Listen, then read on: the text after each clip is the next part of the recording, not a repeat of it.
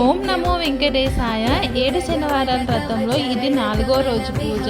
ముందు 3 పూజలు ఎంత బాగా చేసుకున్నానో, అలాగే 4వ వారం కూడా చాలా బాగా జరిగిందండి. ఎర్లీ మార్నింగ్ లేచి ఇంట్లో పనులని చేసుకొని దేవుడికి ప్రసాదాన్ని ప్రిపేర్ చేసి దేవుడి కాడంతా అలంకరించుకుంటున్నాను.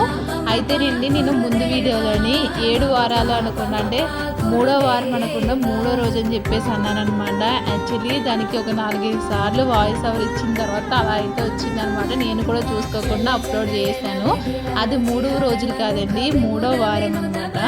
సో ఇంకా అయితే నేను దేవుడి కాడ అయితే అన్నీ సర్దుకొని స్వామివారి ఫోటోకి గంధం కుంకుమ బొట్లు అయితే పెట్టుకొని ఇలాగ దండ అయితే వేసుకున్నాను. అలాగే పిండి దీపాలు కూడా అన్నీ రెడీ చేసుకొని వాటికి నామాలు పెట్టుకుని తమలపాకుల మీద పెట్టి ఇలా దేవుడి ముందు అయితే పెట్టుకున్న తర్వాత అభిషేకం అయితే చేసుకుంటున్నాను. అయితే చాలామంది ఏంటంటే దీపారాధన చేసిన తర్వాత అభిషేకం చేస్తే చాలా మంచిది అంటున్నారు. అయితే నేను ఈ 4వ వారం చేసిన తర్వాత మధ్యలో 2 వారాలు అయితే నాకు గ్యాప్ అయితే వచ్చిందనమాట. సో నాకు అప్పటికి వీడియో అయితే తీసేసుకున్నాను, అంటే అప్పటికి నేను వీడియో అయితే షూట్ చేశాను. సో ఈ కానించి ఏంటంటే దీపారాధన చేసిన తర్వాత అప్పుడు నేను అభిషేకం అయితే చేస్తాను. మీరెంత మంచి కామెంట్ చేస్తున్నారో, నన్ను కూడా చాలామంది అయితే క్వశ్చన్స్ అయితే అడుగుతున్నారు. ప్రతి వాటికి కూడా ఆన్సర్ అయితే ఇస్తాను.